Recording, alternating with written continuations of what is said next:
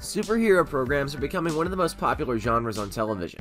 While there are many excellent instances of superheroes in television, they don't tell the entire story.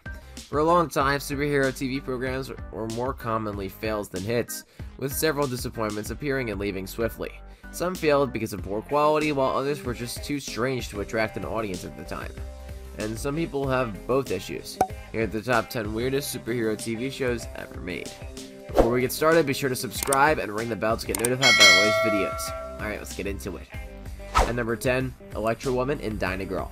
Electra Woman and Dyna Girl, created by Sid and Marty Krofft, began with 12-minute episodes featuring Deirdre Hall and Judy Stranges as the title heroines. The two heroes have electrified accoutrements and devices such as Electra Car and Electra Computer, similar to Batman.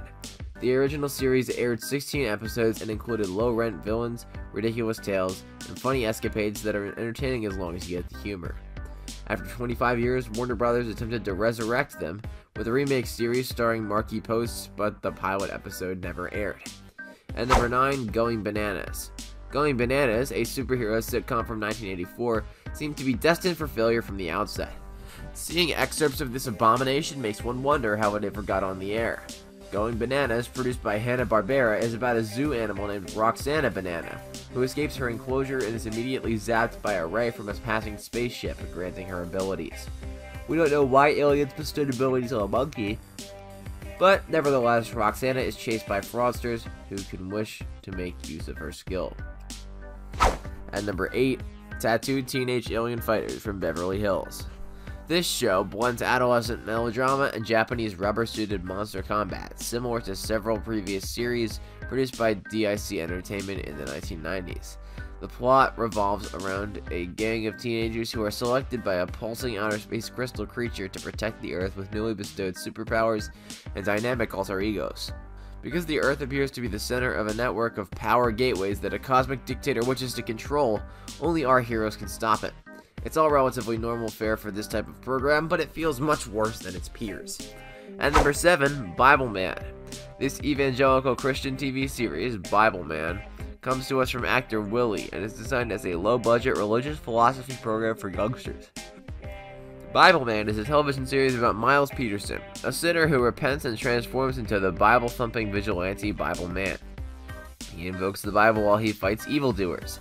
The ridiculous costumes and weird production lead us to believe Bible Man was a weird show to have on air. At number 6, Mantis. Carl Lumbly appeared as the renowned crime-fighting hero Mantis, a long-running series for one season in 1995. Miles Hawkins is a wheelchair-bound scientist, waging a futile battle against a corrupt police force that has historically targeted the black community. Miles builds a customized exosuit to wander the streets as a righteous vigilante, powered by a mechanically augmented neurotransmitter interactive system, or Mantis. Unfortunately, the potentially serious superhero promise of the program dissolves into absurdity and frequently feels designed to sell toys. At number 5, Black Scorpion. This sci-fi channel superheroes series descended from low-budget 1995 film created by famed B-movie producer Roger Corman. Darcy Walker, a police detective, grows disillusioned with her constraints as an officer of the law in the series. To avoid them, she removes her badge and puts on a leather bathing suit, allowing her to fight crime while being free to beat up whoever she wants as cruelly as she wants with no consequences.